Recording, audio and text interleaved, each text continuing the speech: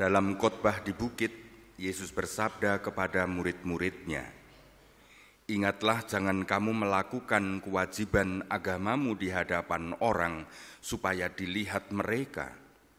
Karena jika demikian, kamu tidak beroleh upah dari Bapamu yang di surga. Jadi apabila engkau memberi sedekah, janganlah engkau menggembar-gemborkan hal itu seperti yang dilakukan orang munafik di rumah-rumah ibadat dan di lorong-lorong supaya dipuji orang. Sesungguhnya aku berkata kepadamu, mereka sudah mendapat upahnya. Tetapi jika engkau memberi sedekah, janganlah diketahui tangan kirimu apa yang dilakukan tangan kananmu. Hendaklah sedekahmu itu diberikan dengan tersembunyi, maka Bapamu yang melihat yang tersembunyi akan membalasnya kepadamu. Apabila kamu berdoa, janganlah berdoa seperti orang munafik. Mereka suka mengucapkan doanya dengan berdiri dalam rumah-rumah ibadat dan pada tikungan-tikungan jalan raya supaya mereka dilihat orang. Sesungguhnya aku berkata kepadamu, mereka sudah mendapat upahnya. Tetapi jika engkau berdoa, masuklah ke dalam kamarmu, tutuplah pintu, dan berdoalah kepada Bapamu yang ada di tempat tersembunyi. Dengan demikian Bapamu yang melihat yang tersembunyi akan membalasnya kepadamu. Apabila kamu berpuasa, janganlah muram mukamu seperti orang munafik. Mereka mengubah air mukanya supaya orang melihat bahwa mereka sedang berpuasa. Sesungguhnya aku berkata kepadamu, mereka sudah mendapat upahnya. Tetapi apabila engkau berpuasa, minyailah kepalamu dan cucilah mukamu supaya jangan dilihat oleh orang bahwa engkau sedang berpuasa, melainkan hanya oleh Bapamu yang ada di tempat tersembunyi. Maka Bapamu yang melihat yang tersembunyi akan membalasnya kepadamu." Demikianlah Injil Tuhan.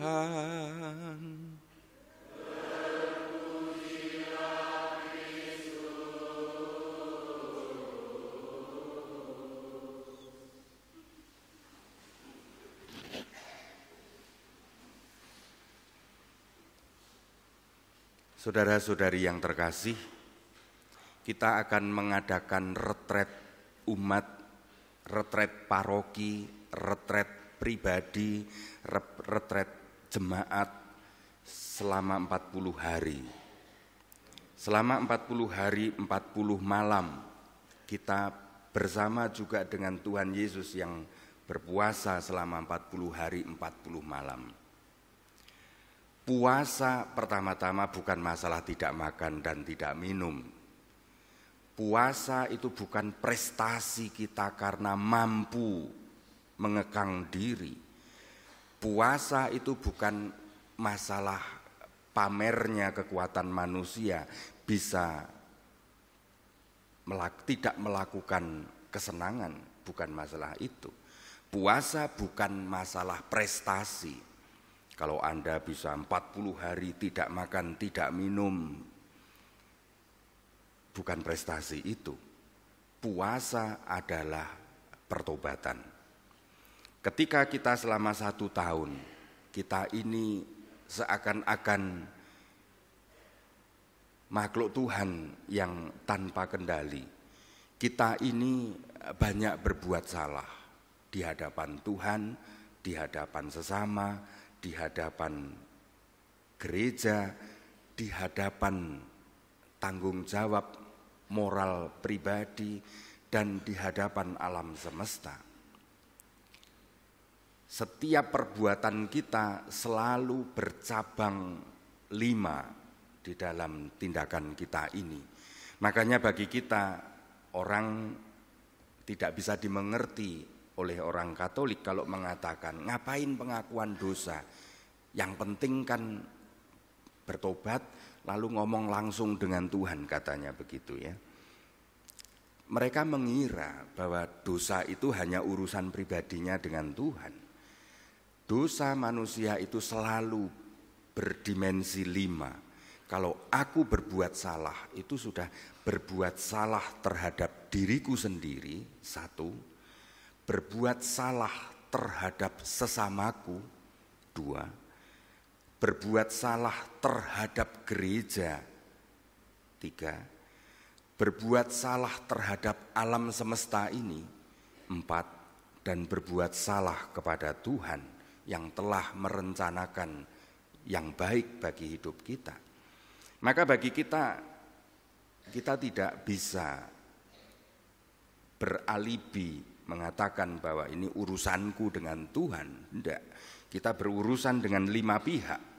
Dan disitulah maka karena kita ini percaya akan Allah yang Maha Kasih, bukan Allah yang pengancam dan penghukum, kita selalu dibimbing untuk bertobat. Kita menyesali atas dosa-dosa kita ini. Kita bukan orang yang sudah tidak ada lagi harapan. Kita adalah orang yang selalu percaya karena Allah yang mencintai. Maka kalau kita mencintai Tuhan, maka kita selalu ada harapan. Harapan itu di dalam gereja diwujudkan di dalam masa Prapaskah ini.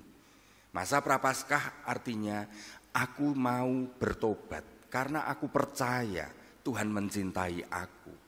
Dan ini adalah sebuah kesempatan untuk menyucikan seluruh hidupku. Maka selama 40 hari ini adalah sikap bertobat, bukan prestasi puasa. Maka puasa tidak perlu ada hal yang kita pamerkan, tidak. Kalau kita puasa sebagai pameran, maka itu sudahlah, kita sudah dapat upahnya. Upahnya apa? Dipuji orang, dikagumi, dikatakan hebat, itu hanya upah hadiah yang kita cari. Sedangkan yang kita perlukan di dalam masa puasa ini adalah pengampunan. Kita didamaikan kembali dengan Tuhan, didamaikan kembali dengan gereja, didamaikan kembali dengan alam semesta, didamaikan kembali dengan sesama kita, dan didamaikan kembali dengan diri kita sendiri. Maka saudara-saudari, bagi kita tidak ada puasa itu siang atau malam. Maka bagi kita juga tidak ada buka atau tutup, tidak ada. Yang ada puasa adalah kita bersama Roh Kudus menyesali seluruh dosa kita selama 40 hari ini, dan kita nanti lalu bersama-sama dikuburkan, mati bersama Yesus dan bangkit bersama Dia. Maka saudara-saudari, tanda pertobatan inilah yang kita lambangkan dengan abu yang sebentar lagi akan kita terima. Abu atau tanah atau humus itu untuk menyadarkan awal dari segala dosa kita ini sebenarnya pikiran kita sendiri. Di pikiran Anda akan ditandai, dimeterai dengan tanda abu yang berbentuk salib. Kita disalibkan supaya selalu ingat dan selalu sadar di pikiran kita, kita ini tanah, kita ini adalah abu, dan yang datang dari abu akan kembali menjadi abu. Tetapi hembusan nafas Allah yang terjerat pada abu, yang telah terkotori oleh abu dan dosa-dosa kita ini akan dimurnikan kembali dan menjadi rohani karena pertobatan-pertobatan kita.